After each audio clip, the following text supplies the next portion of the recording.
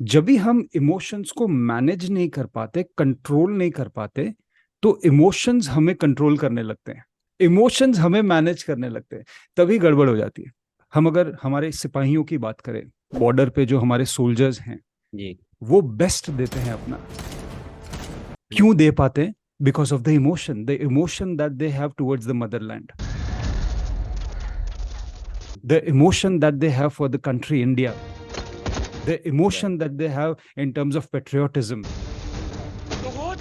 कुछ भी कर लेंगे वो, they will go till any extent, करेंगे या मरेंगे, वो वाली सिनारियो होती है।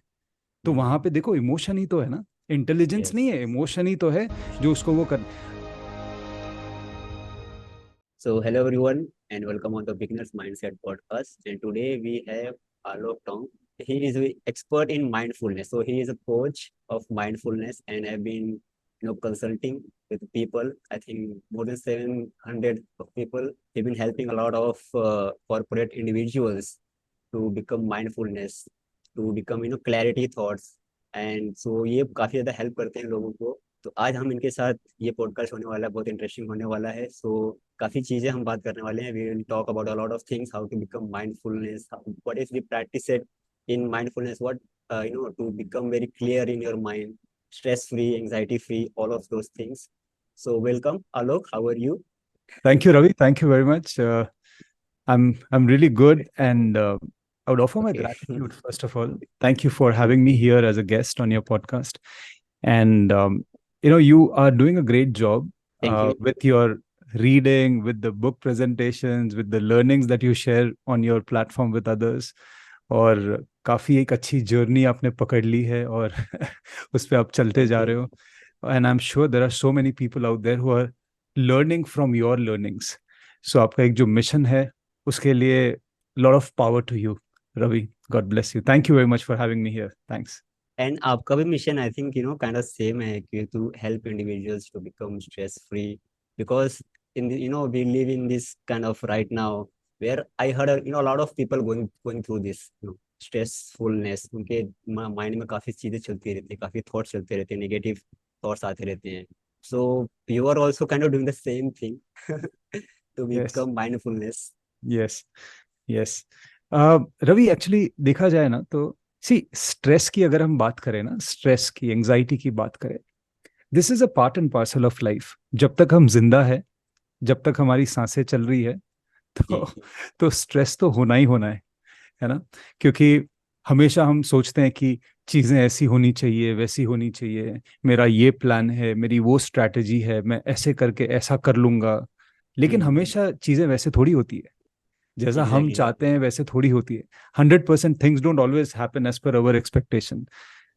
और मजे की बात यह है कि जब भी हम देखते हैं that things are not happening as per our expectation, तभी हमारा दिमाग काम करना बंद हो जाता है, क्योंकि at right. That moment of time we get irritated, we get frustrated, समझ में नहीं आती है चीजें।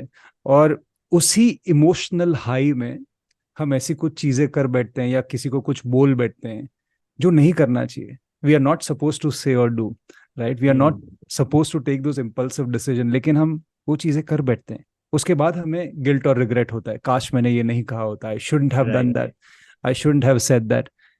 तो एक ड्रीम है या एक मिशन है कि हम कैसे फैसिलिटेट कर सके लोगों को, that they start living consciously, जिसको हम कहते हैं सजगता।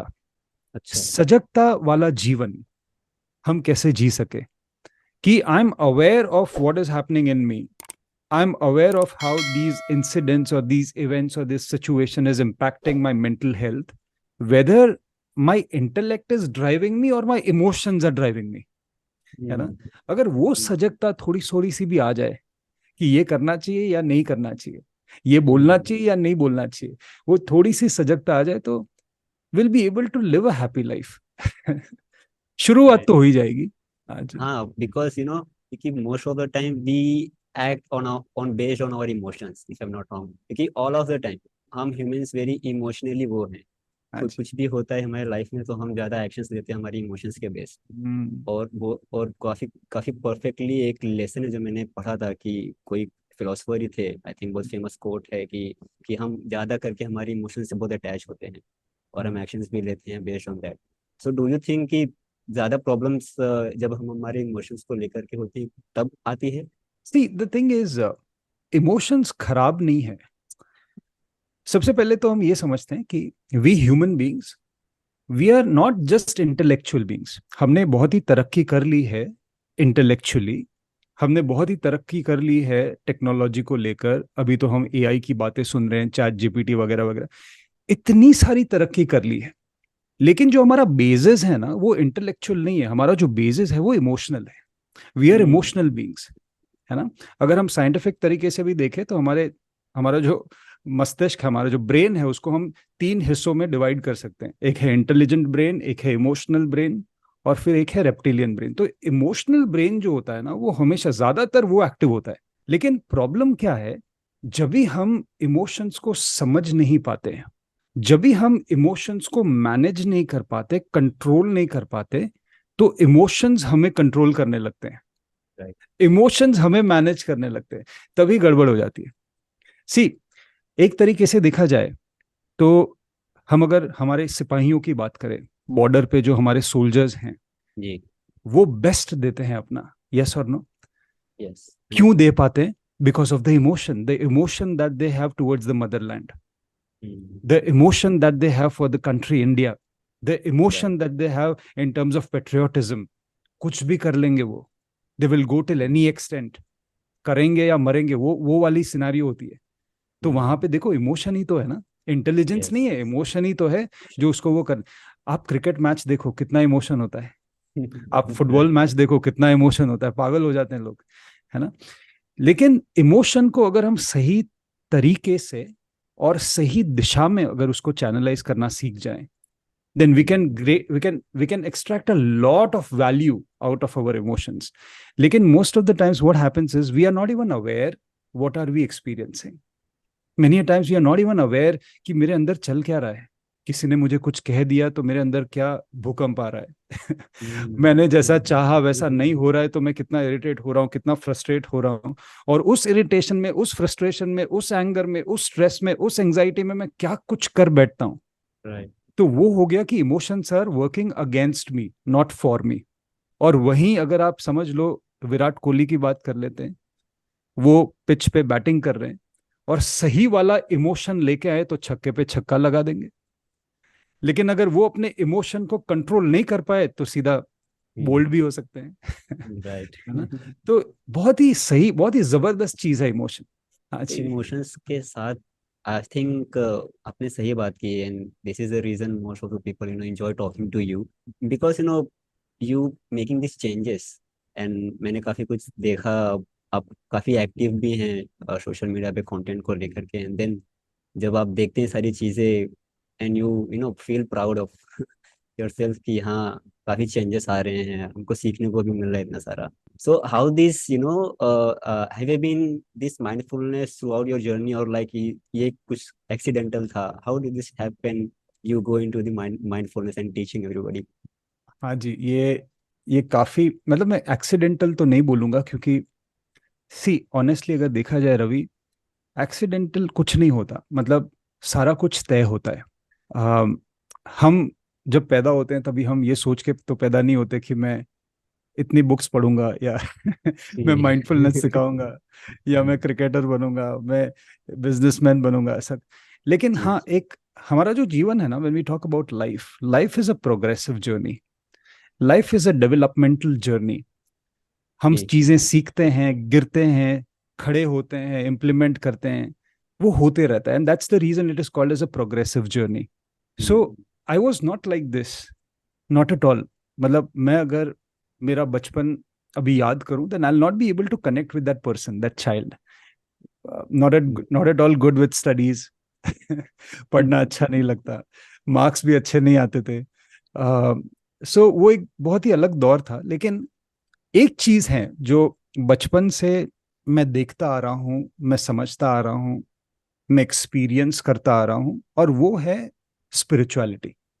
बिकॉज बचपन से मैंने देखा है मेरे पेरेंट्स को, मेरे मुझे जो वो एनवायरनमेंट एक मिला जहाँ पे मैं देख रहा हूँ कि लोग मेडिटेशन कर रहे हैं, ब्रीदिंग एक्सरसाइज कर रहे हैं, हम्म। अपने गुरु से मिल रहे हैं, तो वो एक जो लेगेसी होती है, जहाँ पे एक पाथ होता है, स्पिरिचुअल पाथ, तो वो Okay. एक बैकिंग मुझे मिली। लेकिन तभी उतनी समझ नहीं थी कि क्यों करना चाहिए ये सब, क्योंकि छोटे बच्चे होते हैं, उनको थोड़ी ना ये सब में कुछ इंटरेस्ट है, उनको तो खेलना है, गेम्स खेलनी है वगैरह वगैरह। Right. तो तभी इतना कुछ ये नहीं था। लेकिन वो कहता है ना कि एक बीज बोया जाता है, there is a seed which is sown in the ground. अभी वो सीड कभी एक पेड़ का आकार ले, आपको नहीं पता, लेकिन Hmm. सीड डाल दिया गया था शायद। तो over a period of time, हाँ, मैं प्रैक्टिस करता था। और जैसे हम कहते हैं ना कि when you brush every single day, the brushing becomes your habit, है ना। 100%. रोज ब्रश करो तो फिर एक ऐसी हैबिट बन जाती है कि एक भी दिन ऐसा नहीं जाता जब भी आप ब्रश ना करो, है ना। तो मेरे साथ ऐसा हुआ मेडिटेशन को लेकर, कि रोज मेडिटेशन करो, मेडिटेशन करो। तो अगर किसी दिन नहीं किया तो ऐसा लगता है कि नहीं, आज कुछ अलग है, मजा नहीं आया। तो वो एक हैबिट सी हो गई। Then I did my MBA and I got into sales, मैंने सेल्स में जॉब करी। तभी मैंने एक बहुत जबरदस्त रियलाइजेशन हुई। कई बार ऐसे एपिसोड्स होते थे कि इतना सब चल रहा है ऑफिस में, चिल्लम चिल्ली चल रही है, यहाँ पे स्ट्रेस हो रहा है, वहाँ पे टारगेट्स की बात हो रही है, यहाँ पे लोग, पता नहीं क्या कुछ हो रहा है। और मैं बीच बीच में मैं सोचता था कि what are we doing, why why are we doing all this, and where is that peace. Every one is stressed the time they come in the office. जब भी ऑफिस आते हैं और घर के लिए निकलते हैं, चेहरे पे मुस्कुराहट ही नहीं है, पूरे टाइम स्ट्रेस स्ट्रेस स्ट्रेस। और मैं तभी डिजिटल मार्केटिंग वगैरह में था, तो हम बैंकिंग क्लाइंट्स के साथ काम करते थे, जैसे ICICI, HDFC, और ये सारे हमारे क्लाइंट्स थे तभी। Okay. तो वो एक एनवायरनमेंट मैंने जब देखा, बैंकिंग एनवायरनमेंट स्पेशली, जहाँ पे लोग स्क्रीन में मुंह डाल के बैठे हैं, उनको ये भी नहीं पता खाना कब खाना है, उनको ये भी नहीं पता कि किसी से बात करनी है क्या नहीं, सिर्फ टारगेट्स की बात करें। मुझे लगा कि what is happening, is this life? तो कुछ तो होगा ना। So something which is helping me to deal with stress, of course it will help all these people. तो वहां से एक थोड़ा सा एक आइडिया आया कि चलो एक ऐसा कुछ कर सकते हैं, that something which is helping me, let me just extend that to others. तो वैसे शुरुआत हुई। So coming back to your question, बचपन से ऐसा नहीं था। या वंडरफुल.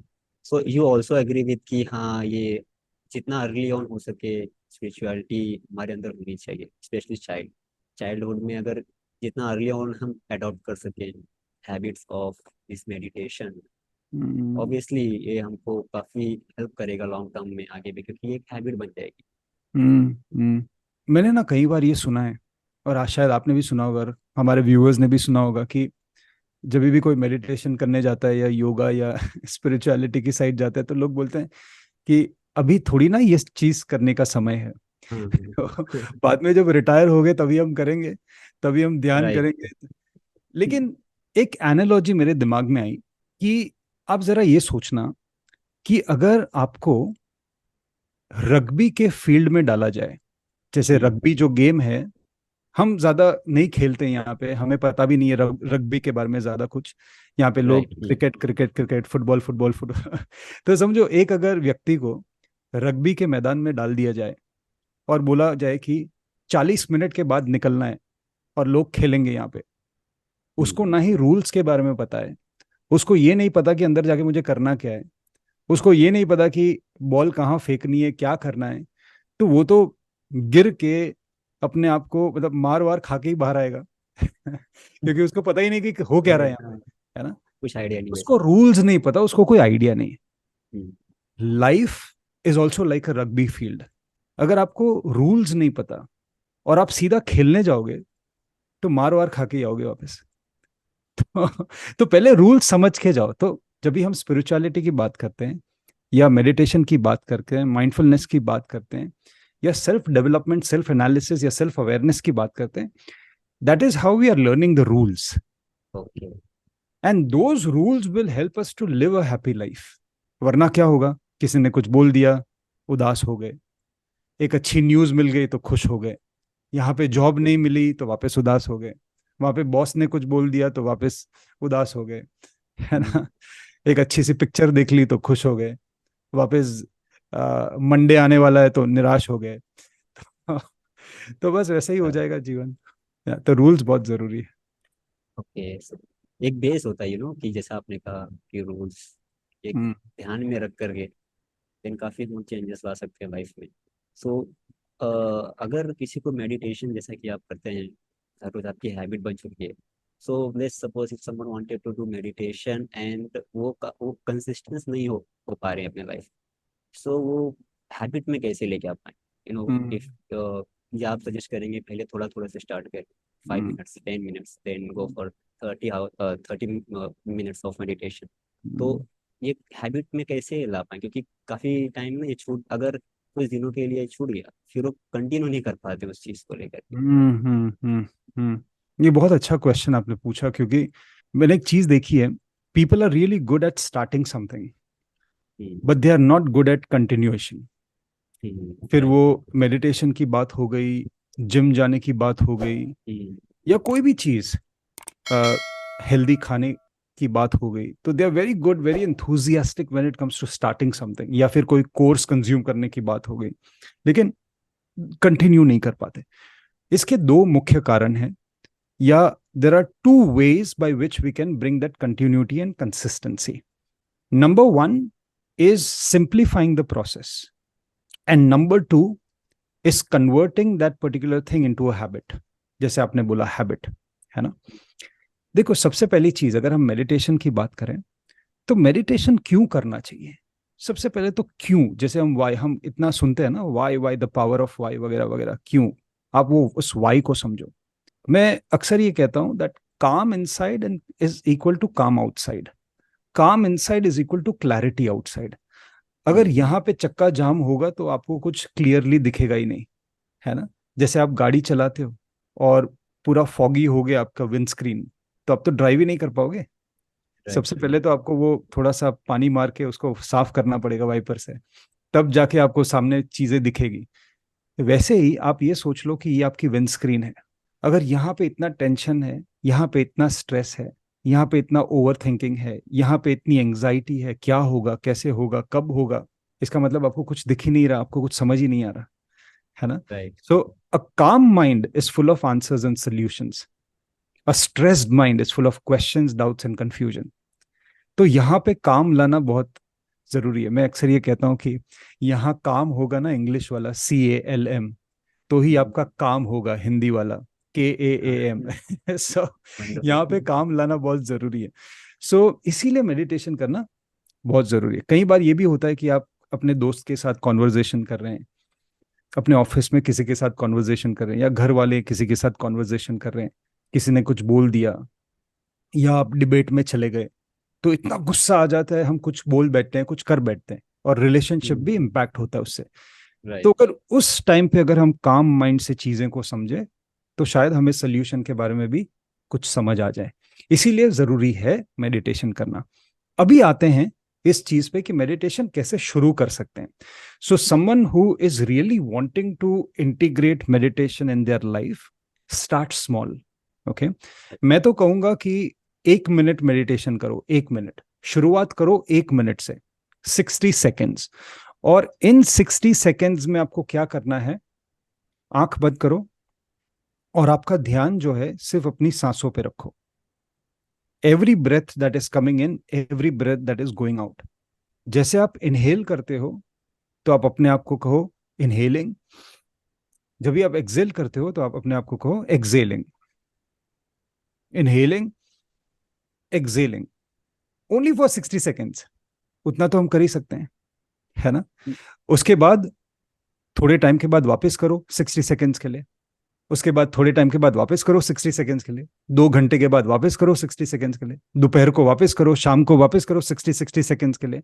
ये ओवरवेलमिंग नहीं होगा, और आपका मन आपको ये बोलेगा भी नहीं कि छोड़ो यार कल करूंगा। अरे 60 सेकेंड की तो बात है, कोई भी कर एक सकता मिनट है। की बात। एग्जैक्टली exactly, है ना। फिर अगर आपको ऐसे लगे कि नहीं, ये जो 60 सेकेंड्स हैं, मैं फोकस्ड रह पाता हूं मेरे ब्रेथ पे, तो उस 60 सेकेंड्स को 120 सेकेंड्स कर लो, उस 1 मिनट को 2 मिनट्स कर दो, और उस 2 मिनट्स को फिर मास्टर करो। राइट। ऐसे ऐसे आप 3 मिनट कर लो, 4 मिनट कर लो, 5 मिनट कर लो, फिर आप देखोगे कि I am able to practice now. ठीक है, ये हो गई सिंप्लीफाइंग वाली बात। हम्म। अभी दूसरी चीज पे आते हैं कि how do we convert it into habit. एक बहुत ही अच्छा कॉन्सेप्ट है रवि, जिसको हम कहते हैं हैबिट स्टैकिंग। हैबिट स्टैकिंग का मतलब क्या है कि आपकी कोई भी एग्जिस्टिंग हैबिट हो, उसके साथ एक नई हैबिट को जोड़ दो। ओके। तो क्या होगा कि आपकी एग्जिस्टिंग हैबिट तो है, वो तो अच्छे से कॉन्क्रीटेड है आपके लाइफ में, आप वो करते ही हो रोज। अभी हम्म। किसी भी नई हैबिट को आप एक एग्जिस्टिंग हैबिट के साथ आप जोड़ देते हो, तो it is easy for your mind to follow. जैसे हम्म। कि मैंने ये हैबिट कैसे बनाई थी। जैसे समझो कि सुबह आप ब्रश तो करते ही हो, वो आपकी एक कॉन्क्रीटेड हैबिट है, एग्जिस्टिंग हैबिट है। उसके बाद आप शावर लेते हो, वो भी आपकी एक एग्जिस्टिंग हैबिट है। तो शावर लेने के बाद जैसे आप बाहर आते हो, मे बी आप सुबह नाश्ता करने बैठोगे, वो भी आपकी एक कॉन्क्रीटेड हैबिट है। या फिर मे बी चाय पियोगे, कॉफी पियोगे, जो भी आपकी आदत है ना। हम्म। तो क्या आप इंसर्ट कर सकते हो उस नई हैबिट को between your shower and having your breakfast? तो दो एग्जिस्टिंग हैबिट के बीच में अगर आपने एक नई हैबिट को इंसर्ट कर दिया और उसको आप करते गए कुछ दिनों तक, तो वो आपका एक नया लूप बन जाएगा, वो आपकी एक नई पैटर्न बन जाएगी। उसके बाद अगर आप शावर करके फिर डायरेक्टली नाश्ता करने जा रहे हो, तो मन आपको बोलेगा कि कुछ मिसिंग है, राइट। हाँ। There is something missing. तो फिर आप वो कर लोगे। So this is how you can actually concrete a habit, by using this concept of habit looping. Interesting है, क्योंकि मैंने भी जो मेरे बुक रीडर्स कम्युनिटी में काफ़ी लोग हैं, वो बोलते मुझे बुक्स आदत नहीं है पढ़ने की, और whenever I used to pick up a book, मैं बीच में ही उसको छोड़ देता हूँ। तो ये ट्रिक भी काफ़ी हेल्पफुल होगी। यस। आप जो कि हम आदतों में काफ़ी कि हमारी बहुत सारी हैबिट्स होती हैं, जैसे आपने बताया मॉर्निंग से लेकर नाइट तक। तो बीच में हम कहीं पर भी इसको टैकल कर सकते हैं, कोई भी एक हैबिट के ऊपर जो, तो वो हम कहीं ना कहीं हमारा माइंड बताता है यार कुछ ना कुछ तो मिसिंग है। इनफैक्ट ये जो आपने बात बोली बुक बुक वाली, अ, हम्म। हमारी कम्युनिटी में भी मैंने लोगों को बोला है बुक रीडिंग को कैसे आप इंटीग्रेट कर सकते हो। तो सबसे पहली चीज, सिंप्लीफाई द प्रोसेस। कई बार क्या होता है हम्म। कि हम कोई भी बुक उठाते हैं, तो सबसे पहले हम देखते हैं उसकी विथ। हाँ। अनकॉन्शियस कॉन्शियसली नहीं देखते, लेकिन अनकॉन्शियसली अनकॉन्शियसली हमारा जो देखते हैं। माइंड है ना, वो ये देख लेता कि इतनी मोटी बुक है। हम ये भी नहीं देखते कि कितने पेजेस हैं, लेकिन हम विथ देख लेते हैं। और वो जो विथ होती है ना, वही हमें बहुत ओवरवेलम कर देती है कि राइट। इतनी हाँ। मोटी बुक है, पता नहीं कितने दिन लग जाएंगे, कितने महीने लग जाएंगे। तो हमें क्या करना है, सबसे पहली चीज सिंप्लीफाई। इसका मतलब मैं अपने आप से प्रॉमिस करूंगा कि मैं रोज का सिर्फ एक पेज पढ़ूंगा।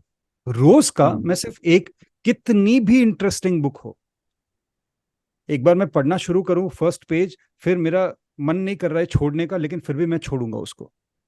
सो यहाँ पे you are not building an overwhelm, है ना।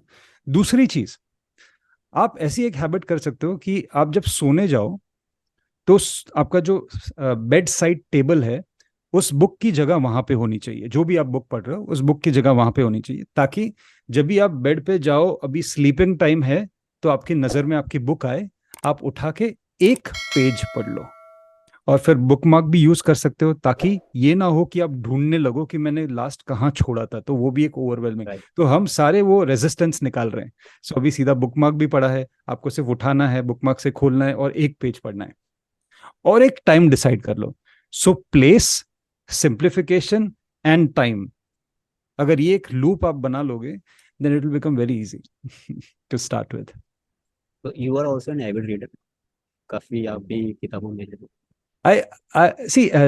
Not a. I would not say avid reader, but I would say avid learner. So it can be through physical books, it can be through audiobooks, it hmm. can be through documentaries, or it can be through courses or anything for that matter.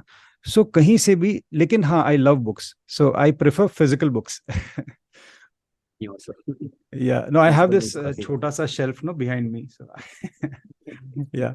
सो काफ़ी ज़्यादा learning होती है, क्योंकि बहुत सारी चीज़ें books में है। कोई भी Mm. एक ऑथर या कोई एक्सपर्ट होते हैं, they all put all their experiences into this suppose 200 pages of book, and we काफ़ी जल्दी हम उसको पढ़ लेते हैं, तो वो एक्सपीरियंस खुद को हाँ गेन जी। कर लेते हैं। तो मैं भी ये बताता हूँ लोगों को कि जो बहुत ज़रूरी है, अगर आप लेट्स से किसी भी चीज़ में एक्सपर्ट होना चाहते हैं, या आपको लेट्स सपोज सीखना भी है कुछ, तो बुक्स पढ़ना तो बहुत ही ज़रूरी है।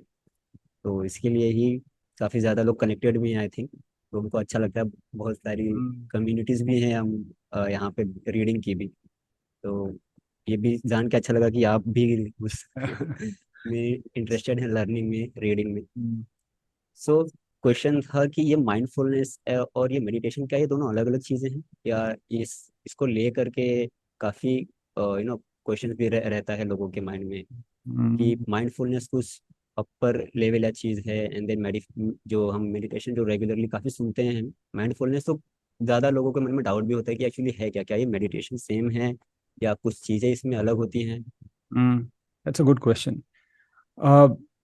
अगर मुझे एक एनालॉजी देनी हो तो मैं ये हम्म। बोलूंगा कि मेडिटेशन को आप एक ग्लास ले लो। एक ग्लास में आप दूध डाल दो, ठीक है, uh hmm. Glass full of milk. ये हो गया आपका मेडिटेशन। फिर आपने डब्बे में से चीनी निकाली, आपने उसको घोल दिया उसमें, अभी दूध हो गया मीठा। तो जो चीनी थी वो है माइंडफुलनेस। ओके। सो सो इसको ऐसे समझते हैं कि माइंडफुलनेस जो है, it enhances your experience of meditation. वो आपका स्वाद जो है ना, उसको एनहांस कर देता है। क्यों? क्योंकि माइंडफुलनेस क्या है? इट्स अवेयरनेस, सजगता। इसको हम सिंप्लीफाई करते हैं ताकि सब लोग समझ पाए इसको, ठीक है। ओके। माइंडफुलनेस का मतलब क्या है कि mindfulness is the process of building awareness in order to have better clarity. हम हमारी सजगता को कैसे बढ़ाएं ताकि हम कोई भी चीज कर रहे हो उसका एक्सपीरियंस हम नेक्स्ट लेवल पे ला सके। सजगता, बेसिकली सजगता का मतलब है माइंडफुलनेस। जैसे एक रिसर्च स्टडी हुई थी, वो रिसर्च में ये कहा गया कि जो भी समय होता है हमारे पास थ्रू आउट द डे, 64% समय, 64% of the times we are lost in the past and the future. या तो हम पास्ट के बारे में कुछ सोचते रहते हैं, या तो हम फ्यूचर की चिंता करते रहते हैं 64% ऑफ द टाइम। तो हमारा जो समय है वर्तमान में गुजारने का, हमारा जो समय है प्रेजेंट मोमेंट में रहने का, वो बहुत कम है। हम आधे टाइम तो हम कहीं ना कहीं खोए रहते हैं, डे ड्रीमिंग हम जिसको बोलते हैं, या worried. We are always worried and we are always anxious. Mindfulness का मतलब क्या है? It is the practice, it is mental training कि हम हमारे मन को वर्तमान में कैसे पकड़ के रखें। ओके। ये कह रहे, फॉर एग्जाम्पल, जैसे कई बार ये भी होता है ना कि हम किसी से बात कर रहे हैं और हमारा ध्यान और कहीं है।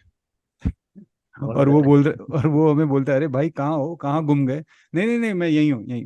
कई बार ये भी होता है कि लेक्चर सुन लिया हमने और फिर हम किसी को पूछते हैं, अरे ये वाली चीज डिस्कस हुई थी क्या? अरे तुम कहाँ थे? ये सारा कुछ डिस्कस, अरे हाँ सॉरी, मैं कुछ और सोच रहा था। या तो हम जब काम कर रहे हैं and we are lost somewhere, तो हमारी प्रोडक्टिविटी भी इम्पैक्ट होती है। कई बार ये भी होता है राइट। कि रिलेशनशिप में आप अपने पार्टनर के साथ हो, लेकिन सिर्फ फिजिकली अपने पार्टनर के साथ हो, मेंटली और इमोशनली आप और कहीं पे हो। तो वो बॉन्डिंग नहीं हो पाती। कई बार बच्चों के साथ माँ बाप बात कर रहे हैं, लेकिन माँ बाप होते हैं अपने फोन पे, और बच्चे ध्यान देते हैं कि अरे कोई मुझसे बात क्यों नहीं हम्म। कर रहा, या मेरी बात कोई सुन क्यों नहीं रहा। The quality of life and the quality of our experiences, they get highly impacted because lack of awareness. तो माइंडफुलनेस जब भी हम प्रैक्टिस करते हैं, हम जब ट्रेनिंग, मेंटल ट्रेनिंग इसको बोलते हैं, तो हमारा जो एक्सपीरियंस है वो एनहांस हो जाता है। To be very specific about your question that mindfulness और मेडिटेशन क्या सेम है? नहीं। मैं कहूंगा कि माइंडफुलनेस और मेडिटेशन दो अलग अलग विपरीत चीजें, दे आर ऑपोजिट। अभी ये सुन के शायद लोगों को ये होगा, अरे ये क्या बोल दिया कि they are two different things. हाँ, अभी इसके पीछे का साइंस समझते हैं। देखो, हम जब भी मेडिटेशन की बात करते हैं, मेडिटेशन का मतलब क्या है? मेडिटेशन का मतलब है यूनियन। जैसे हम योगा की बात करते हैं, yoga is union, meditation is union. एक होने को हम मेडिटेशन बोलते हैं। जब आप अपने फोकस के साथ एक हो जाते हो, जब आप जो चीज कर रहे हो उसके साथ एक हो जाते हो, आप उसमें घुस जाते हो, you are dissolve in that activity, उसको हम मेडिटेशन बोलते हैं, है ना। जैसे कि फॉर एग्जाम्पल लेट्स से एक सिंगर है, जैसे अरिजीत सिंह की बात करते हैं, काफी फॉलोअर्स हैं उनके। जब भी अरिजीत सिंह गाते हैं, तो आई एम श्योर उनको टाइम का भी पता नहीं होता। जब भी कोई इंस्ट्रूमेंट बजाता है, जैसे तबला बजाता है या फ्लूट बजाता है, तो उनको टाइम का भी अंदाजा नहीं होता, because they are lost in that art of theirs. Right. अगर एक क्रिकेटर है, जैसे सचिन की बात करें, वो अगर क्रिकेट नेट प्रैक्टिस कर रहे हैं, उनको टाइम का भी अंदाजा नहीं होता, because they are so much into their art. Same is flow state meditation. Basically. Yes, the flow state. So meditation भी ये है कि आप ऐसे बैठ गए, आप ध्यान कर रहे हो, ध्यान लग गया. इसीलिए तो हम कहते हैं ध्यान लगाना. ध्यान लग गया. और ध्यान लगने का मतलब क्या है? कि आप एक हो गए, आपकी यूनियन हो गई, जिसके भी साथ, परमात्मा के साथ, अपने आप के साथ, नेचर के साथ, जो भी नाम आपको देना है. You and that thing is one. You get it? That means union. That is meditation. लेकिन अगर हम माइंडफुलनेस की बात करें, mindfulness is all about stepping back. दूर जाना, है ना? क्योंकि ओके। हम ऑब्जेक्टिव पर्सपेक्टिव की बात कर रहे हैं. ऑब्जेक्टिव पर्सपेक्टिव का मतलब क्या है? दृष्टा भाव, जिसको हम कहते हैं दृष्टा भाव. To be an observer. अगर आप बैट्समैन हो, आप क्रीज पे हो, तो आप खेल रहे हो. लेकिन अगर आप एक स्पेक्टेटर हो, तो आप स्टेडियम में बैठ के देख रहे हो. ओके। मेडिटेशन का मतलब है क्रीज पे खेलना. माइंडफुलनेस का मतलब है स्टेडियम में बैठ के देखना. So how one can do the same thing? No, so now let's understand how does this help. Okay. जैसे कि अगर मुझे किसी चीज को लेकर गुस्सा आ रहा है, हम्म, अगर ये व्यक्ति है मेरे हिसाब से बिहेव नहीं कर रहा, वो मेरे हिसाब से बिहेव नहीं कर रहा, या मैंने जो एक्सपेक्ट किया था वैसा नहीं हो रहा, तो मुझे गुस्सा आ रहा है, मुझे गुस्सा आ रहा है, मुझे गुस्सा आ रहा है. और उसी हम्म, गुस्से में मैं कुछ बोल दूंगा, हाँ। है ना? लेकिन अभी मुझे गुस्सा आ रहा है, और मैं स्टेडियम में बैठ के, मतलब मैं दूर से अपने आप को देख रहा हूं कि मुझे गुस्सा आ रहा है. I am able to see my anger which is rising. तो मैं उसको कंट्रोल कर पाऊंगा, मैं उसको मैनेज कर पाऊंगा. लेकिन अगर मैं ही गुस्सा बन जाता हूं, when I said I am angry, no, I am feeling anger. दो अलग अलग चीजें हैं. I am feeling anger and I am angry, ये दो अलग, बहुत सटल डिफरेंस है. शायद हम इतना ध्यान भी नहीं देते. हम तो बोलते हैं I am angry, I am angry, I am angry, I am sad. लेकिन no, I am feeling sadness, I am feeling. तो वो जब डिस्टेंस लाते हो ना अपने इमोशंस और अपने बीच में, जब डिस्टेंस लाते हो, तभी आप उसको मैनेज कर पाओगे. एक बहुत अच्छी बुक है, आपने ये पढ़ी होगी, man search for meaning by Victor Yes. Frankl. Yes, hmm, बहुत अच्छी बुक है. और उसमें विक्टर फ्रैंकल ये बोलते हैं कि there is a space between response and stimuli, and in that space lies my choice, yes. And in that choice lies my freedom. है ना? हम्म, सो अभी आप ये समझ लो कि मुझे गुस्सा आ रहा है और ये मैं हूं, उन दोनों के बीच में अंतर है. मैं गुस्सा नहीं हूं. right. मेरे में और मेरे गुस्से में अंतर है. मैं गुस्सैल नहीं हूं. मुझे गुस्सा आ रहा है, तो अगर आ रहा है तो चला भी जाएगा. हम्म, तो मेरे में और गुस्से में एक अंतर है. और उस अंतर में, वो स्पेस में, मेरे पास चॉइस है कि मुझे रिएक्ट करना है या रिस्पॉन्ड करना है. लेकिन अगर मैं माइंडफुल ही नहीं हूं, तो शायद मैं रिएक्ट कर बैठूंगा. लेकिन अगर मैं माइंडफुल हूं, तो मैं रिस्पॉन्ड करूंगा. So mindfulness is all about stepping back and seeing what is happening. Basically become an observer. Observer, not a Okay. Doer. काफी अच्छे तरीके से आपने इसको एग्जांपल से लेकर के समझा दिया, तो जो भी मिस्टेक्स होगी आई थिंक वो क्लियर हो गई होगी माइंडफुलनेस को लेकर के और मेडिटेशन को लेकर के। सो माइंडफुलनेस काफी अच्छी चीज़ है, लोगों को प्रैक्टिस करनी चाहिए। तो क्योंकि जब हम फुली अवेयर होंगे तब हम उसके ऊपर कोई एक्शन ले ले सकते हैं। बेसिकली जैसे आपने कहा कि अगर हमको गुस्सा आ रहा है तो हम जैसे स्टेडियम में बैठ के देखना होता है अपने आप को, तो हम अपने आप को देखें, मैं गुस्सा नहीं हूँ, मुझे आ रहा है, ये फीलिंग ऑफ कि हाँ कि गुस्सा मुझे आ रहा है, तो हम उसको शांत भी कर सकते हैं, हाँ काइंड ऑफ जी. सो ये जो कंट्रोल कर प्रैक्टिस सकते है, it will help us to become human beings. We are human doings right now. है ना? हम हैं। हम सारी कुछ चीजें करते ही रह रहे हैं. We are doing doing doing doing, ये भी वो भी, doing doing. You need to be human being. You just observe. तब जाके आपको काफी चीजें समझेंगी, अपने फॉल्ट्स भी समझेंगे, अपनी कमियां भी समझेंगे, और वहीं से सेल्फ अवेयरनेस भी आएगी. तो ये सेल्फ अवेयरनेस जैसा आपने अभी कहा, क्या ये भी कहीं कहीं ना कहीं माइंडफुलनेस से ही कनेक्टेड है? ऑफ और course. Yes, yes. See, mindfulness is awareness, right? The basis is awareness. Mindfulness is the process of building awareness, है ना? तो सेल्फ अवेयरनेस का मतलब क्या है कि मैं अपने प्रति सजग हूं कि नहीं। जैसे हम स्वॉट एनालिसिस की बात करते हैं कि what are my strengths, what are my weaknesses, कौन सी ऐसी मेरी आदतें हैं, कौन सी ऐसी मेरी हैबिट्स है जो सही नहीं है, which is not helping me, मेरे बिलीफ सिस्टम्स जो मुझे हेल्प नहीं करे, मेरे एटीट्यूड जो मुझे हेल्प नहीं कर रहे, उसके राइट प्रति अगर मैं सजग हो जाऊं, then I will be able to do something about it. वरना तो मैं वही लूप में हूँ, वही पैटर्न फॉलो कर रहा हूँ। राइट, वही चीजें दोबारा दोबारा से हो रही। हाँ जी। जब हम अवेयर हो सकते हैं, सेल्फ अवेयर हो सकते हैं, then we will be able to change that yes. Loop. Okay, so आपने काफी ज्यादा वेबिनार्स लिए हैं, काफी ज्यादा वन ऑन वन कोचिंग्स भी लिए हैं। तो आपके मतलब मैं ज्यादा काफी इंटरेस्टेड हूँ कि क्या प्रॉब्लम्स रहती हैं ज्यादातर लोगों को लेकर के एंग्जाइटी में, क्या वो पैटर्न क्या कुछ अलग होता है या लोगों का वो सेम होता है कि हाँ इस वजह से लेकर के हम अपनी लाइफ में थोड़ा सा एंग्जाइटी रहती है या स्ट्रेस रहता है, या सभी के कुछ अलग अलग कुछ सिचुएशंस होते हैं या ज्यादातर सेम होते सी, पैटर्न्स काफी सिमिलर होते हैं, लेकिन जो वजह है उस पैटर्न को एक्सपीरियंस करने की, वो वजह चेंज होती रहती है। जैसे किसी को स्ट्रेस है फाइनेंसेस को लेकर, किसी को स्ट्रेस है जॉब को लेकर, किसी को स्ट्रेस है अपने बिजनेस ना चलने को लेकर, किसी को स्ट्रेस है अपने रिलेशनशिप को लेकर, किसी को हैं। स्ट्रेस है अपने बच्चों को लेकर, किसी को स्ट्रेस है फ्यूचर को लेकर, किसी को स्ट्रेस है अपने पास्ट को लेकर, मैंने ऐसा क्यों किया, मैंने क्या कर डाला, वगैरह वगैरह, उस चीजों को लेकर। तो वजह अलग अलग होगी सबके लिए, है ना? लेकिन जो बेसिक पैटर्न्स होते हैं वो सेम होते हैं।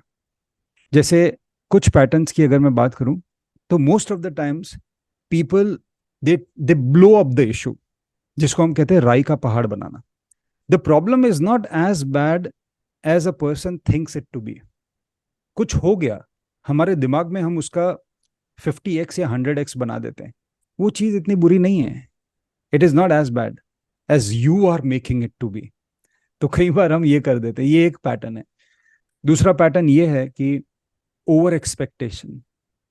हम चीजों से, लोगों से काफी एक्सपेक्ट कर बैठते हैं, और जब वो एक्सपेक्टेशन नहीं फुलफिल होती है तो इट लीड्स टू डिसअपॉइंटमेंट। मैं तो सोच रहा था वो ऐसे करेगी, मैं तो सोच रहा था वो ऐसा करेगा, मैं तो ये सोच रहा था कि वो इतना तो समझेगा ना। लेकिन वो नहीं होता, तो फिर वहां से स्ट्रेस, वहां से डिसअपॉइंटमेंट, वहां से एंग्जाइटी, वहां से सैडनेस, डिप्रेशन, सब कुछ होता है। उसके बाद एक पैटर्न मैंने देखा है कि जिसको हम कहते हैं myopia, short sightedness. Short sightedness का मतलब कि अगर अभी मैं ये रिलेशनशिप में हूं, मैं पूरी तरह से इमोशनली इन्वेस्टेड हूं इस रिलेशनशिप में, और ये रिलेशनशिप टूट गया, दिस इज नॉट वर्किंग, अभी मुझे ऐसा लगेगा मेरा जीवन समाप्त, इसके आगे कुछ है ही नहीं। तो हमारा जो विजन है that was only related to this particular event, जिसको हम कहते हैं शॉर्ट साइटेड। हम दूर की नहीं सोचते, हम बहुत नजदीक की सोचते हैं। The same thing happens in business also, या the same thing happens in your job also. एक जॉब छूट गया, अभी वो टेंशन में, स्ट्रेस में, अभी क्या होगा, जीवन समाप्त, पता नहीं मुझे कोई जॉब मिलेगी कि भी नहीं। सेम होता है बिजनेस में। बिजनेस में कुछ फेलियर आ गया या लॉसेस हो गए, अब मैं क्या करूं, अब तो कुछ नहीं हो सकता। तो ये शॉर्ट साइटेडनेस, ये भी एक पैटर्न है। दूसरी एक पैटर्न मैंने ये देखी है कि कई बार हम उन चीजों पे फोकस नहीं करते जो हमारे कंट्रोल में है, हम उन चीजों पे फोकस करते जो हमारे कंट्रोल में नहीं है, जिसको मैं कहता हूँ controllables and non controllables. So continuously मैंने देखा है बहुत सारे लोग जो हैं, they are only focusing on their non controllables, because of which there is lot of stress and lot of misery. Get it? So context change होता रहेगा लोगों के लाइफ में, लेकिन पैटर्न्स ऑलमोस्ट सिमिलर होते हैं, रवि। ज्यादा करके आई थिंक ये जो आपने लास्ट का बताया कि ये कंट्रोल, जो चीजें हमारे कंट्रोल में नहीं होती है, काफी ज्यादा बार हम उस चीजों के बारे में सोचते हैं कि ये चीज नहीं हो रही यस। है, और बिकॉज वो हमारे कंट्रोल में नहीं है, हम्म। और उसी को लेकर के ज्यादा वरी होती है। यस। हाँ, फिर वो चीज़ नहीं होती है, फिर उसके बाद यस। एंग्जाइटी में जाते हैं। और अपने एक्सपेक्टेशन वाली बात बताई जो कि बहुत ही ज़्यादा रिलेटेबल है, काफ़ी ज़्यादा लोग ये चीज़ करते हैं कि एक्सपेक्ट करते हैं कि हाँ ये पर्सन ने कि बहुत ज़्यादा चीज़ें एक्सपेक्ट करते हैं किसी के प्रति, चाहे कोई भी हो, और जब चीज़ें वो नहीं होती हैं फिर बाद में उसी लूप में Yes. जाना काफी Yes. बारी होता है। Yes. ओके, सो आप जर्नलिंग करते हैं? Like do you journal often? Yes. मैंने आज ही एक रील बनाई है जर्नलिंग पे इंस्टाग्राम। ओके, हाँ आई विल अच्छी। चेक। हाँ अच्छी। यस। आई हाँ, डू तो आई डू। वो जर्नलिंग क्या इफेक्ट करती है अगर हमारे माइंड में, थॉट्स में, या बिहेवियर में? या जर्नलिंग से एक्चुअली अगर हम काफी लंबे समय तक करें तो क्या चेंजेस आते हैं हमारे अंदर, if you think hmm. About?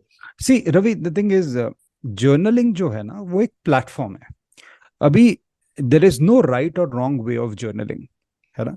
Journaling individual taste पे बेस्ड होता है कि आपको उस प्रैक्टिस को कैसे यूज करना है।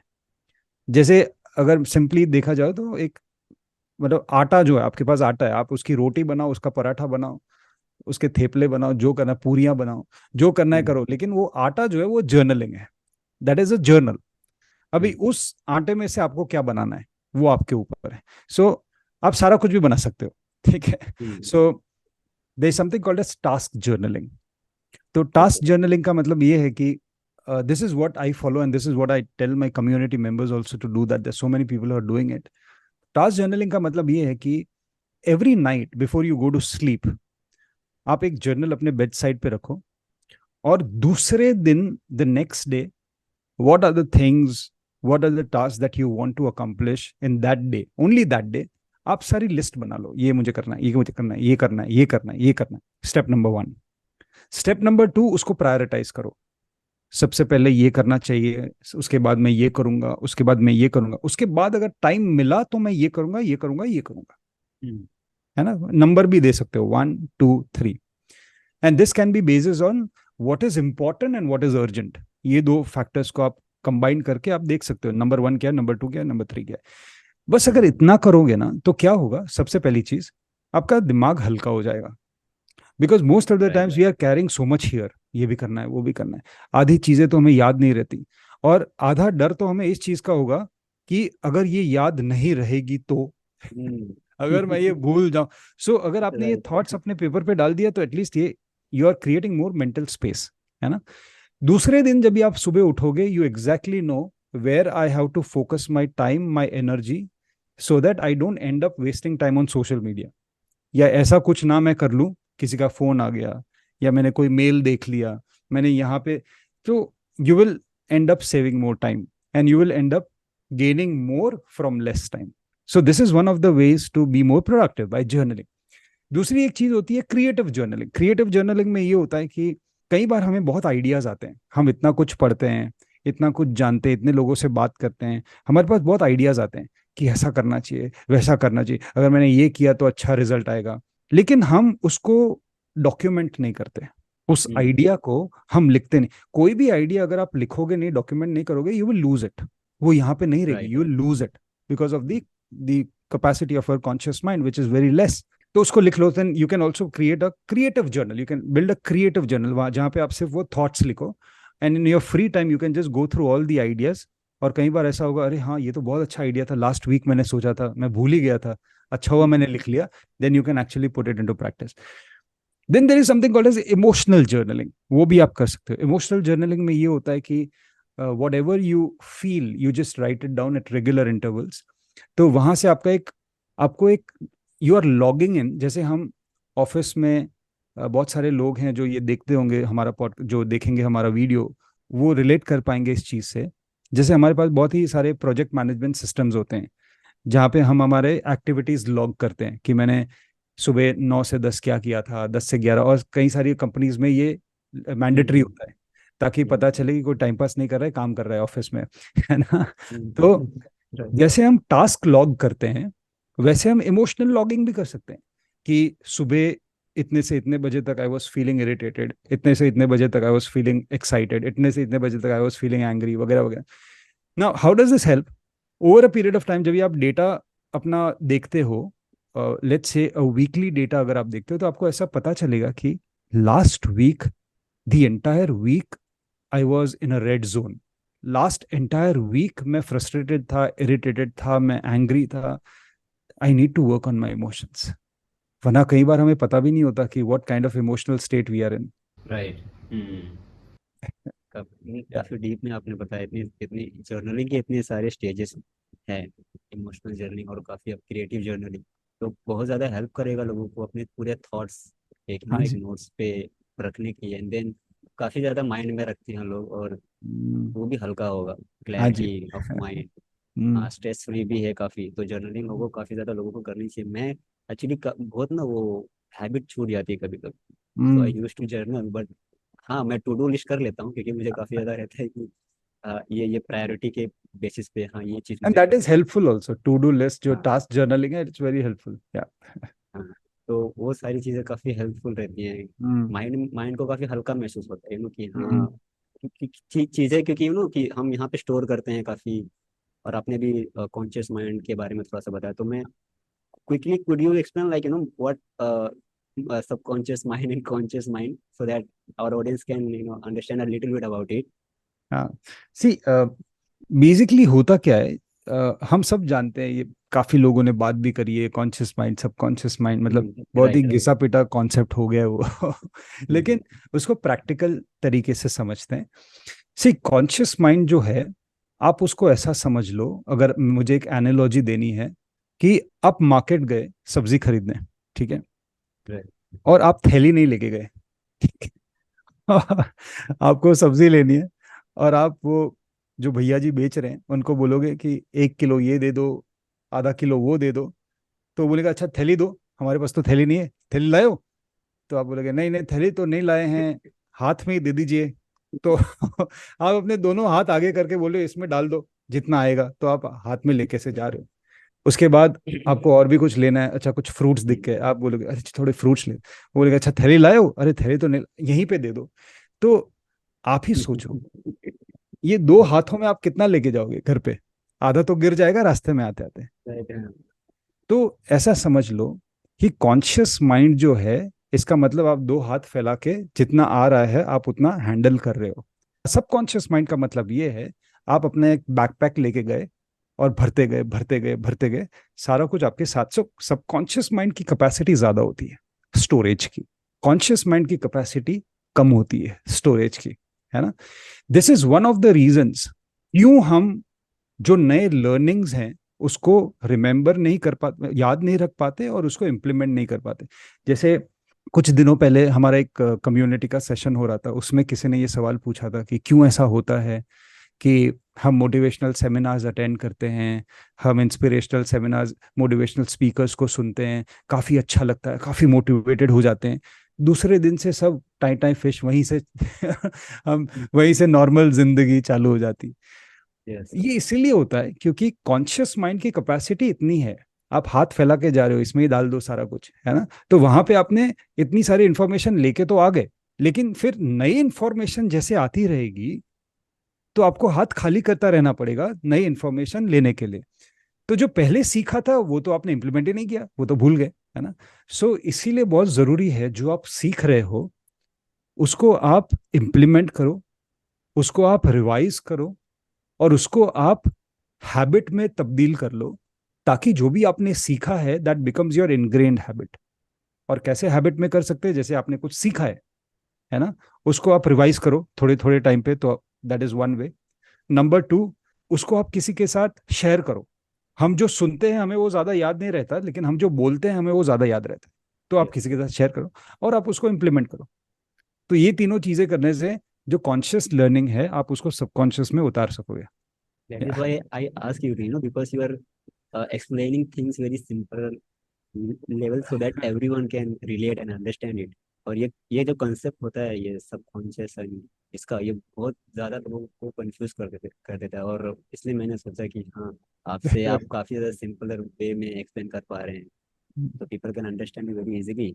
और ये एग्जांपल काफ़ी ज़्यादा अच्छा था। 5 year old could understand it. Yes.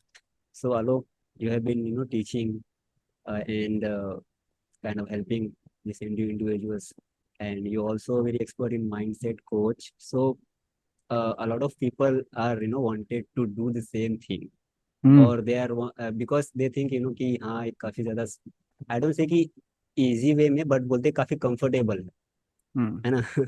काफी वो जो लाइफ देखते हैं हम मोटिवेशनल स्पीकर्स की, जैसा आपने बताया अभी, हम्म, वो काफी बूस्ट रहते हैं एंड उनकी लाइफ बोलते हैं हाँ यार ये काफी हम ये सीख सकते हैं, कर सकते हैं। तो हम्म। ये इसमें काफी क्या कुछ चैलेंजेस भी हैं, और या हमें कि इंटेंशनली वैसा जो होते हैं वो इंटेंशनली क्या वो खुद उस तरीके उस लेवल पे वो मोटिवेटेड होते हैं, बूस्टेड हम्म। होते हैं, क्या उनके माइंड में क्या थॉट्स चलते हैं, क्या वो एक्चुअल में वो चीज़ें प्रैक्टिस करते हैं। तो काफी लोगों के माइंड में भी ये रहता है कि क्या ये जो माइंडसेट कोच है क्या उन्हें भी करना चाहिए, तो उनके लिए आपको क्या रहेगा? सी द थिंग इज, काफी चीजें जो है ना, हम डिसीजन कौन से बेसिस पे ले रहे हैं ये बहुत जरूरी है. Hmm. What are the elements that are making you take that decision. जैसे कि मुझे भी कोच बनना है, मुझे भी ये बनना है, मुझे भी वो बनना है. क्यों बनना है? राइट। सबसे पहले आप ये सोचो क्यों बनना है. आपको ये इसलिए बनना है क्योंकि आपको फेम मिलेगा उससे. आपको ये इसलिए बनना है क्योंकि आप अच्छे खासे पैसे कमा पाओगे उससे. आपको कोचिंग इसलिए करनी है ताकि 10 लोग आपसे आके पूछेंगे चीजें और आपकी ईगो इन्फ्लेट होगी उससे. आपको ये इसलिए करना है क्योंकि 9 to 5 से छूटना है और अपनी फ्लेक्सिबिलिटी चाहिए उसलिए करना है. या आपको ये इसलिए करना है क्योंकि आपके पास ऐसा कुछ है जिससे लोगों की मदद हो सके, और साथ साथ में आप पैसे भी कमा लो, साथ साथ में आपकी फ्लेक्सिबिलिटी भी आ जाए, साथ साथ में आपका रिकॉग्निशन भी हो जाए. सो उस चीज को समझना बहुत जरूरी है, क्योंकि it's not an easy journey. कई लोग ये सोचते हैं कि हाँ ठीक है, मैं कोच बन जाता हूँ, इट्स ईजी, एटलीस्ट मुझे 9 to 5 तो नहीं करना पड़ेगा. लेकिन आप कोच बनोगे ना तो आपको 9 to 5 नहीं करना पड़ेगा, आपको 9 to 9 करना पड़ेगा. ठीक है. आप वहां पे 9 घंटे नहीं, आप वहां पे 12 घंटे काम करोगे. लेकिन 12 घंटे काम करना और 9 घंटे काम करने में अंतर इतना है, शायद 9 घंटे में आपको मजा नहीं आ रहा है, यहाँ पे 12 घंटे में आपको मजा आएगा. तो यहाँ पे आपको बोर नहीं होगा. Got it. Because we actually लेकिन like doing it. You like doing it, yes, because that is your passion. So ये समझना बहुत जरूरी है. और दूसरी चीज, जो आपने सवाल पूछा कि क्या हम जो motivational speakers, see I am not a motivational speaker, okay. So I don't tag my self as a motivational speaker, no. And I think that no one needs motivation. Honestly speaking, अगर इस concept को थोड़ा समझे ना, हमें motivation की जरूरत नहीं है. मोटिवेशन का मतलब क्या है? धक्का स्टार्ट, कि कुछ करने का राइट। मन नहीं हो रहा, कोई आके आपको मोटिवेट हिला के जाए और आप बोलोगे हाँ हाँ नहीं नहीं मैं करूंगा, मेरे में जान आ गई. लेकिन कितने टाइम तक चलेगा? उसको बोलते हैं हम धक्का स्टार्ट, है ना. You are motivated, I am motivated, every one is motivated. अगर सिंपल सा मैं एक एग्जाम्पल दूं, 2 मिनट के लिए आप स्विमिंग पूल में चले जाओ और पानी के अंदर चले जाओ और बाहर नहीं आना, कोई कर सकता है? चलो 5 मिनट तक आप रोक के रखोगे सांसें, उसके बाद तो आपको बाहर आना ही पड़ेगा ना. क्यों? Because you are motivated to live enough. अगर एक राइट। बंदा है जिसको स्विमिंग नहीं आ रहा और वो अगर दरिए में जा रहा है और वहां पे डूबने लगा, तो वो क्या आलसी होके डूब जाएगा क्या? नहीं, वो तो अपनी जान बचाएगा कुछ भी करके. That means he is motivated enough. So right. Basically we don't need motivation, we need a reason why I need to do that. दो चीजें, एक तो है क्लैरिटी, एक है कन्विक्शन. मुझे ये क्यों करना है और मुझे कैसे करना है, बस. क्लैरिटी एंड कन्विक्शन आ गई तो मोटिवेशन अपने आप आ जाएगा. ठीक है. लेकिन now let's come to your question that जो कोचेज होते हैं, see, who are coaches? Coaches are normal people like you and me, like everyone who is watching this. Coaches are just like you, I am just like you, even Ravi is just like you, everyone. आप जितने लोगों को आप सुनते हो ना, they are just like you. The only difference is that they have made a decision कि अगर मैं ये चीज को लेकर कमिटेड हूं, then I'll not fall back, and even if I fall back I'll get up. Right. This is the only difference. तो हाँ, जो भी कोचेज होते हैं उनके भी लाइफ में डाउनफॉल्स होते हैं. जो कोचेज होते हैं उनके भी जीवन में कभी कभी उनको उठने का मन नहीं होता, कुछ काम करने का मन नहीं होता, ये करने का मन नहीं होता, वो करने का मन है, वो भी दुखी होते हैं, वो भी उनको भी गुस्सा आता है, सब कुछ होता है. They are just normal human beings like you. But the only thing is, they have certain systems, they have certain structures, they have certain processes which are helping them to always stand tall and strong. Even if they fall, they will get up. This is the only difference. मतलब ये नहीं है कि वो कोई अलग planet से आते हैं। ओके, कोई अलग प्लैनेट से नहीं आता, सब यही है। Just that they have made certain processes and systems which are making them live a good life. So in a nutshell, if I have to answer your question, anyone and everyone can be a coach. But having said that, you need to understand the reason why you want to be a coach. Have the right reason, only then step into it. Otherwise, you will not be able to sustain. Exactly, एक reason होना चाहिए तभी आप वो चीज़, क्योंकि अगर आप without कोई रीजन का करोगे तो आप बीच में भी उसको छोड़ छोड़ दोगे, दोगे। क्योंकि कोई हाँ। रीजन नहीं रहेगा, कोई मोटिवेशनल उसके पीछे कोई एक स्ट्रॉन्ग रीजन तो होना चाहिए कि हाँ मुझे एक्चुअल में ये करना है, मैं यस। चाहता हूँ, मैं लोगों के लाइफ में चेंज लाना चाहता हूँ। तो आई थिंक ये काफ़ी ज़्यादा ये पार्ट है। विदाउट, नहीं तो वो वही बात हो जाती है कि जैसे कि यूट्यूब पे भी एक मोटिवेशन वाला वीडियो होता है, जब तक वो मोटिवेशन वीडियो खत्म हो जाता है तब हम जो पूरा यहाँ तक आया होता है वो एकदम से ड्रॉप हाँ, हो जाता है। कोई कुकर में से काफ़ी हवा ज़्यादा। निकल जाती है। हाँ, तो वही Yeah. चीजें होती हैं वो। तो it is very important to have a very strong reason if you wanted to do this, if you wanted to do this field और एनी फील्ड, Yes, उसके पीछे yes. कोई स्ट्रॉन्ग रीजन होना बहुत ही ज्यादा इंपॉर्टेंट Yeah. Yes. है। Okay, so my last question is like very simple question, कुछ भी ज्यादा इसमें ये नहीं है, यही एकदम सिंपल सा है कि कैसे कोई, how someone can live a very happy life.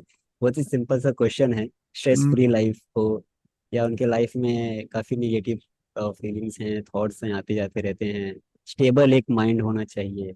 और जब स्टेबल माइंड होगा, एक अवेयरनेस वाली वो जैसे बात mm, आपने बताई वो चीज़ें आएंगी, एंड देन फिर सिंपल लाइफ एक, हाँ ये सब भी चीज़ें हम कर सकते हैं, बट एक स्टेबल लाइफ हो, काफ़ी ज़्यादा हम चीज़ों को ऑब्जर्व करें और उसकी वजह से हम स्टेबल लाइफ जी सकें, हैप्पी लाइफ जी सकें। mm. वो कामनेस, वो चीज़ कैसे कोई अपने अंदर प्रैक्टिस कर सकता है और उसको ला ला सकता है। ऑफकोर्स परफेक्ट तो नहीं हर कोई है, बट शुरुआत कैसे कोई करे। देखो, सबसे पहली चीज बहुत जरूरी है, कोई भी स्थिति में, कोई भी परिस्थिति में आप उन चीजों पे फोकस करो जो आपके कंट्रोल में है। क्योंकि आधे से ज्यादा जो टेंशन हमें वहां से आती है जो हमारे कंट्रोल में नहीं है, वहां से।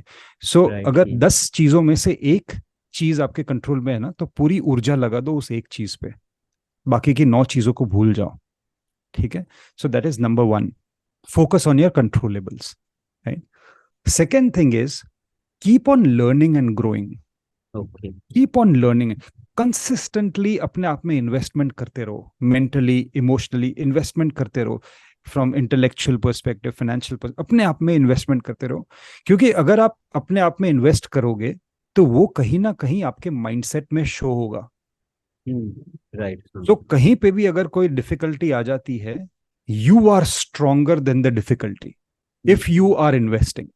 If you are not investing, when you are stable, तो डिफिकल्टी तो बड़ी होती रहेगी, but you are there, so आपको बहुत ही डर सा महसूस होगा, यू विल बी स्ट्रेस्ड। तीसरी चीज ये है कि at regular intervals practice gratitude, gratitude for everything that is working in your life. क्योंकि कई बार हम, मैं इसको ये बोलता हूँ कि we develop immunity, gratitude immunity.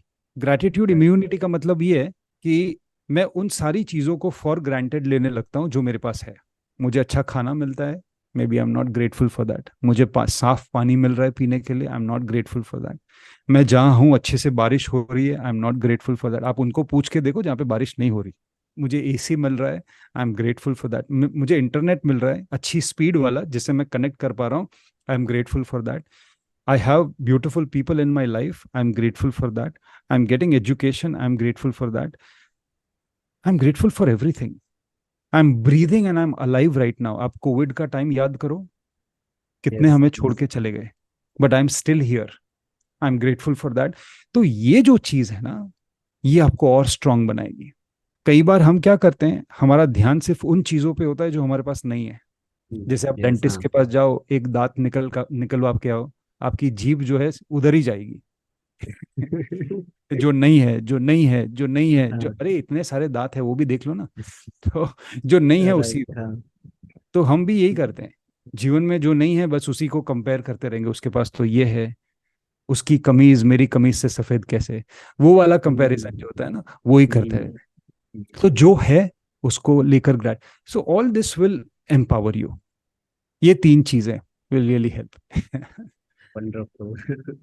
काफी मजा आया और इतनी सिंपलीफाई करके कोई चीजें इतना बताता एक्चुअली, आई मीन इतना सिंपल है, कोई भी इसको सुनेगा तो जी। काफी ज्यादा चीजें समझ पाएगा। और ये शो करता है कि आप कितने ज्यादा कितने टाइम से करते आ रही हैं चीजें और लोगों को काफी हेल्पफुल ये है। और वो आपकी मैं सारी चीजें भी लोगों को लिंक्स में नीचे दे दूंगा, आप सारी हाँ जी। आलोक सर से आप कनेक्ट हो सकते हैं, उनके वेबिनार्स आते हैं। ऑफकोर्स इंस्टाग्राम है, वहाँ से आप चीज़ें सीख सकते हैं। जैसा आपने अभी देखा, इतना सिंप्लीफाई करके इतनी सारी चीज़ें हमें आलोक सर ने शेयर किया पूरा। तो आप इनसे कनेक्ट होइए। और इसलिए मैं चाहता था कि कि आलोक सर मैं आपको यहाँ लाऊं, क्योंकि काफ़ी ज़्यादा you tell with a lot of people, because you have done so many seminar, so many one on one या coaches, interacting with a lot of people. So आपको तो काफ़ी ज़्यादा आइडिया होगा कि, तो इसके लिए मैं चाहता था कि हाँ मैं आपको कांटेक्ट करूँ और यहाँ लाऊं, तो ताकि और भी मेरी ऑडियंस थोड़ा आपको पता चले कि हाँ आपके बारे में, और आप भी आपके पास भी जाए हो। तो मैं सारी चीज़ें इंफॉर्मेशन लिंक्स में दे दूंगा गाइस, और आप लोग जाइए चेकआउट कीजिए। और thank you so much sir, Alok thank sir, you. आपका इतना टाइम देने के लिए हमें। और आप हमको मुझे इतना आलोक बुलाओ, that is better. Okay, okay. तो आप इतनी सारी अपना प्रीशियस टाइम देने के लिए हमें थैंक यू सो मच। और कैसा रहा ये पूरा आप?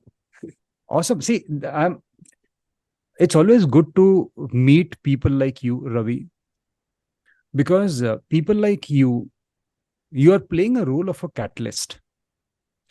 एक कैटलिस्ट होता है ना, जो नॉलेज को स्प्रेड कर रहा है, जो नॉलेज को एक्सेसिबल बना रहा है। क्योंकि आप भी इतनी सारी बुक्स में देख पा रहा हूँ आपके पीछे जो पूरा शेल्फ भरा पड़ा है, सो आप भी इतनी रीडिंग कर रहे हो, आपकी भी एक कम्युनिटी है। And then you have this podcast channel. इसको देखकर 100 लोग इसको देखेंगे, 1000 लोग देखेंगे, उसमें से वो कुछ सीखेंगे। So I am always grateful for such platform, and I'm always thank grateful you, for creators like you. Thank you very much. Keep on doing what you're doing, and it was really fun being here. Thank you. Thank you, thank you, Thank you. Thank you. Thank you. Thank you.